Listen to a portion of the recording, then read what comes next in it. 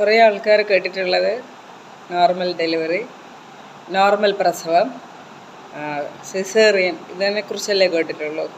അല്ലാതെയുണ്ട്, വെള്ളത്തിനകത്ത് പ്രസവിക്കും. നമ്മുടെ കേരളത്തിലുണ്ട് ഈ ഒരു സംഭവം ഉണ്ട്. എവിടെയാണെന്ന് എനിക്കറിയില്ല. അതിങ്ങനെ വെള്ളത്തിൽ അവരൊരു ബാത്ത് ടബിലായിരിക്കും. ഞാൻ കേട്ടത് ഒരു 30 ഡിഗ്രിയിൽ, കേട്ടതെന്നല്ല ഉള്ളത് അങ്ങനെയാണ്, 30 ഡിഗ്രിയിലായിരിക്കും വെള്ളം ഉള്ളത്. ആ ഒരു ഡിഗ്രിയിൽ വെച്ചിട്ട് ഗർഭിണി അതിനകത്തോട്ട് കിടത്തും. ഇങ്ങനെ ചാരി ഇങ്ങനെ കിടക്കും. ബാത്ത് ടബിൽ കണ്ടിട്ടുണ്ടോ നിങ്ങളിങ്ങനെ കുട്ടിയെ കിടത്തുന്ന മാതിരി ഇങ്ങനെ കിടക്കും. തല ഇങ്ങനെ പൊക്കി പിടിച്ചിട്ട് കിടത്തും.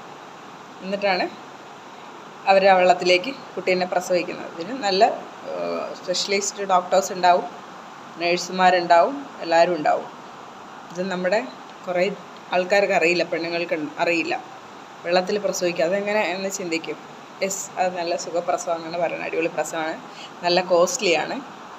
അതായത് നല്ല അത്യാവശ്യം നല്ല വിലയുണ്ട് ഈ പ്രസവത്തിനൊക്കെ. മീൻസ് സിസേറിയൻ പോലെ തന്നെ പ്രൈവറ്റ് ഹോസ്പിറ്റലിൽ ചെയ്യുന്ന പോലെ തന്നെ ഇതിനും നല്ല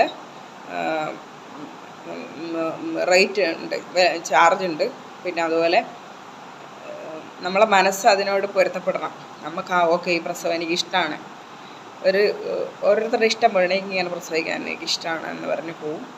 ചിലർ എക്സ്പീരിയൻസ് ചെയ്യാനായിട്ട് എൻ്റെ കുട്ടി ഇങ്ങനെ ജനിക്കണം എന്നുള്ള ആഗ്രഹത്തോടു കൂടി പോകുന്നവരുണ്ട്. പലരും പുറത്ത് പറഞ്ഞിട്ടില്ല. പുറത്ത് പറഞ്ഞ് കുറച്ച് പേരേ ഉള്ളൂ. അതിപ്പോൾ നിങ്ങൾ ഗൂഗിളിൽ സെർച്ച് ചെയ്താൽ മനസ്സിലാവും. വെള്ളത്തിൽ പ്രസവിക്കുന്ന വാട്ടർ ബർത്ത് ബേബീസ് എന്ന് പറഞ്ഞ് അടിച്ചു കൊടുത്താൽ കാണാൻ പറ്റും.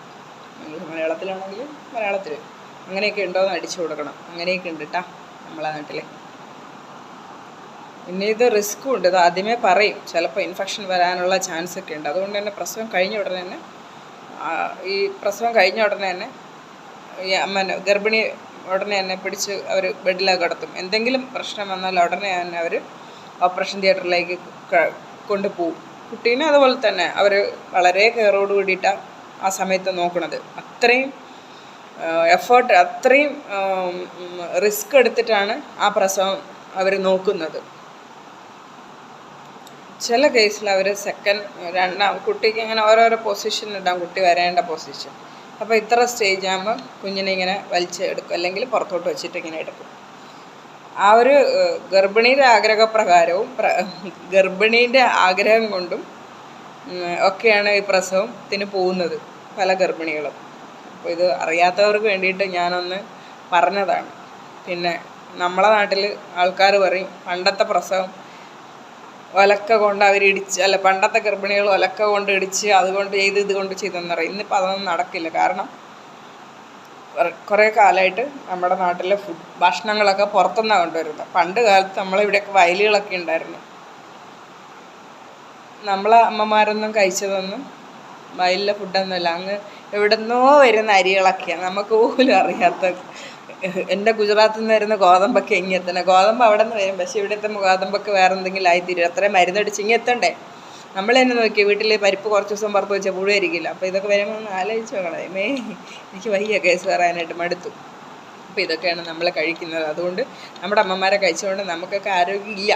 അപ്പം നമുക്കിനി ഒരു കുഞ്ഞുണ്ടായാലോ, ആ കുഞ്ഞുങ്ങളാരും ഇതൊക്കെ തന്നെ അവസ്ഥ. അപ്പോൾ അതിൻ്റെ കുഞ്ഞുങ്ങൾ ഇങ്ങനെയൊക്കെയാണ് ആരോഗ്യങ്ങൾ നശിച്ചുകൊണ്ടിരിക്കുന്നത്. അതുകൊണ്ടാണ് പറയുന്നത് എല്ലാവരും വീടുകളിൽ പിന്നെ എന്തെങ്കിലുമൊക്കെ നട്ടുപിടിപ്പിക്കുക, പച്ചക്കറികളൊക്കെ നട്ടുപിടിപ്പിക്കുക. അങ്ങനെയെങ്കിലും കുറച്ച് ആരോഗ്യം വരട്ടെ എന്ന് വിചാരിച്ചിട്ട് എവിടെ നിന്ന് ആര് കേൾക്കാനാണ്? എല്ലാവർക്കും തിരക്കാണ്, എല്ലാവർക്കും മടികളാണ്, ആർക്കും സമയമില്ല ഇതിന്. അതുകൊണ്ടാണ് തിരക്കിട്ട് എല്ലാവരും വാങ്ങുന്നത്. അപ്പോൾ പിന്നെ ഗർഭിണികളെ എങ്ങനെ ശുശ്രൂഷിക്കാം എന്നുള്ള ക്ലാസ്സുകളൊക്കെ ഉണ്ട് കേട്ടോ. അതിനെക്കുറിച്ചൊക്കെ ഞാൻ ഒരു ദിവസം പറഞ്ഞുതരാം.